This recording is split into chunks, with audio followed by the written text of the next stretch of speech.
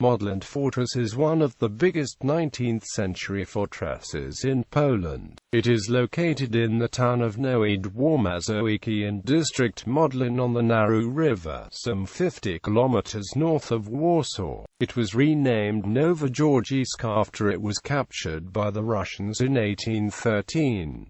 History. The strategic importance of the area limited by the Vistula Bug WKRA in Narew was known to various armies throughout the ages. However, it was not until 1656 that a permanent fortified position was built by the Swedish armies during the deluge. The so-called Bugskansen was a star-shaped fortified military camp located probably close to the confluence of the Narew and the Vistula, at the so-called Swedish island. The camp was also guarding a wooden bridge over the Vistula prior to the Battle of Zakroczym and served as the main supply depot of the Swedish army. During the Battle of Warsaw of July 1656, after the Swedish defeat, the fort was demolished in 1660 and the area remained unfortified for roughly 150 years. After the partitions of Poland, the area was incorporated into the Russian Empire. Shortly afterward, Jan Peter van Suchtelen, a Dutch military engineer in Russian service, prepared a construction plan for a mighty fortress in the area. Named after the nearby town of Zakroczym, the fort was to be a bastion fortress,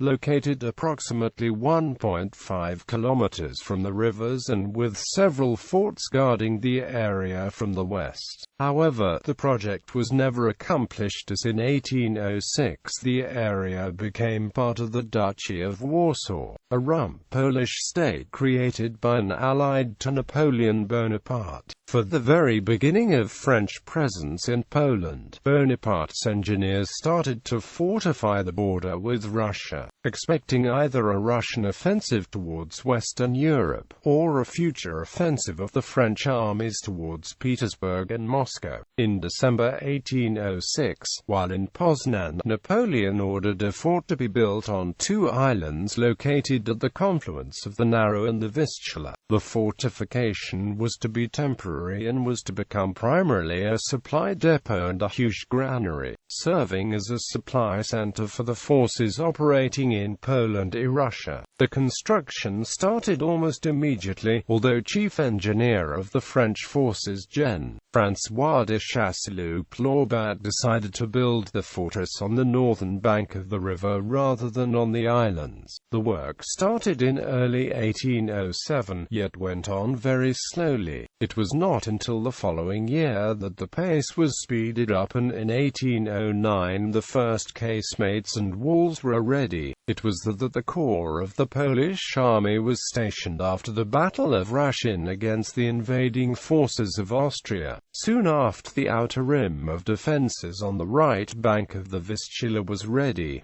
It ran more or less along the inner line of modern fortifications. It consisted of a semicircular earthwork reinforced with wooden stockade and 5 bastions. In addition, the area was guarded by 2 fortified bridgeheads, one in Kazun on the left bank of the Vistula and the other next to Nowy Dwór Mazowiecki. In 1810, the very concept of the fort was changed and Napoleon decided to turn Modlin into a pivotal fortress in his line of fortifications, and expand it significantly by adding an outer rim of defences. General de Chassillou-Plaubat was replaced with the famous French engineer Jean-Mallet de Granville, aided by François Haxo. It is not certain whether the authors of the expansion were the two to supervise its construction, or Napoleon himself. The works continued on a very fast pace as Napoleon was planning his campaign in Russia and envisioned Modlin to become the main fortress behind his lines. By September 1811, more than 19,000 people were taking part in the works. Because of that, the authorities of the Duchy of Warsaw were considering to grant Modlin with the city charter, which however did not succeed. Although the following year, shortly before the outbreak of the Franco-Russian War, the number of workers exceeded 20,000, the fortress was never fully completed. The French plans included a fortified area composed of 3 semi-independent fortifications. The main line of defences was located on the right bank of Vistula and Narew, and was composed of a polygonal fortification with 4 bastions and 3 linking ravelins. The ravelins were between 800 and 1,000 meters away from the main line of fortifications. In order to reinforce the defences against new models of heavy artillery, the second part of the fortress was the Kazun bridgehead on the left bank of the Vistula, composed of a single ravelin. The third was a redoubt located between Vistula and Narew, and the fourth was an artillery nest located on the Swedish island. Among the engineers to supervise the construction were also Gen.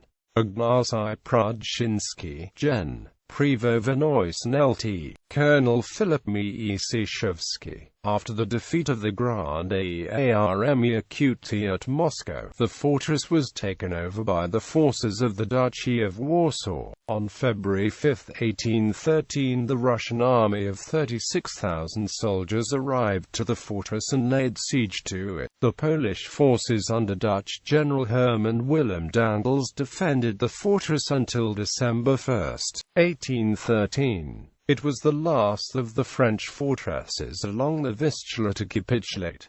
Fortress in Congress, Poland. After 1815, the fortress found itself in Congress, Poland, a state which was a part of the Russian Empire, but had considerable autonomy and an army of its own. It was weakly manned by Polish and Russian units, and little new construction work was carried out. During the November uprising of 1830, the fortress was prepared for defense by Polish units, but the Russian army did not storm it. It surrendered on October 9, 1831, as one of the last points controlled by Polish units during the uprising.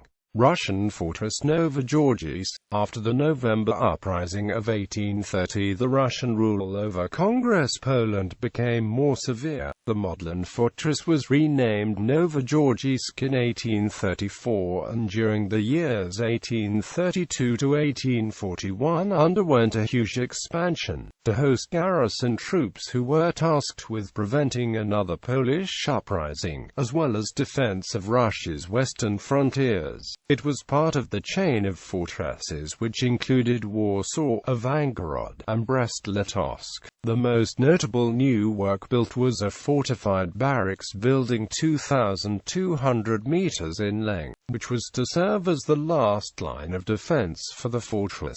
After 1841, construction work largely ceased, and over the next 40 years the fortress gradually became obsolete. When relations between Germany and Russia deteriorated in the 1880s, with Germany entering the Triple Alliance potentially aimed against Russia, the decision was made to expand the fortress and upgrade it to modern standards. In the years 1883 to 1888, 8 modern forts were added, roughly forming a ring with 2 to 4 kilometers distance from the central fortress.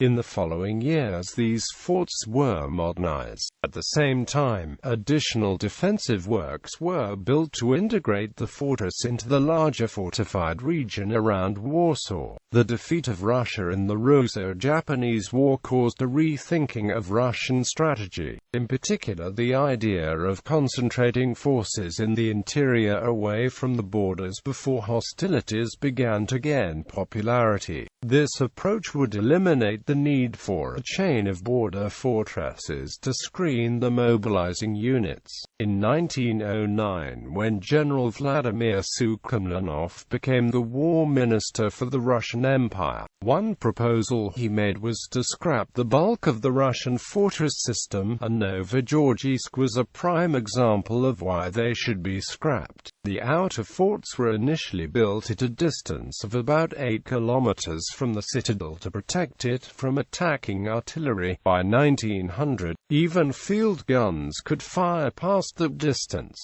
Sukhomlinov was overruled. Instead of being razed, the fort system was slated for an 800 million ruble upgrade with a new belt of forts to be added. The fortress was also to receive a large number of heavy artillery pieces. The intensive new construction works started in 1912 and continued almost until the German army approached the fortress in 1915 during World War I. The fortress was now designed to serve as a center of resistance deep behind enemy lines if the Russian army were forced to retreat from Poland. The works were carried out in great haste. Not all equipment was fitted, and some construction materials were improvised and hence of lower quality. Even with these defects, the fortress with its 19 forts was one of the strongest fortifications in Europe at the outbreak of World War I. The Russian High Command expected that if surrounded by the German armies it would hold out for many months, serving as a major thorn in the German rear. Capture by the Germans. In summer of 1915, the Russians were reeling from the German attacks in Poland. They were faced with the reality of giving up Poland to the Germans or have the forces cut off from retreat. The problem of the retreat was the abandonment of the fortress, especially Novogeorgievsk. Novogeorgievsk was seen as the symbol of Russian rule in Poland. Quote, "It would also mean the abandonment of Poland, which would compromise their ability to negotiate for more territory if the Allies won." Mikhail Alexeyev, the commander of the Polish sector, knew that to garrison the forts was a trap and the impregnability was an illusion. However, he was swayed by men of a higher social standing and left a garrison to defend Novogeorgievsk. The troops that he was able to spare were the remnants of the two Siberian Division, the 63rd Division, and 58th Division. To capture Novogeorgievsk, the Germans transferred General Hans Bisseler, who had successfully laid siege to the Belgian city of Antwerp early in the war. In a stroke of luck, his forces captured the chief engineer of Novogeorgievsk on the first day. The siege of Novogeorgievsk lasted only a matter of days.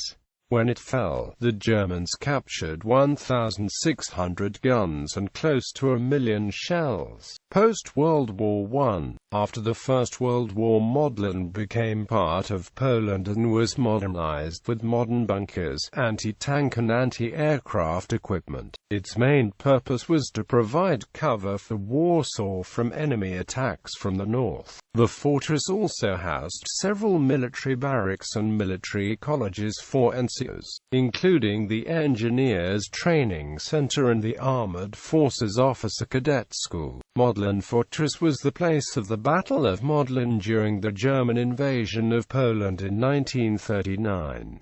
General Victor Tomé ensconced the army of Łódź in the fortress after failing to fight his way back to Warsaw, and his was one of the last Polish military units to capitulate.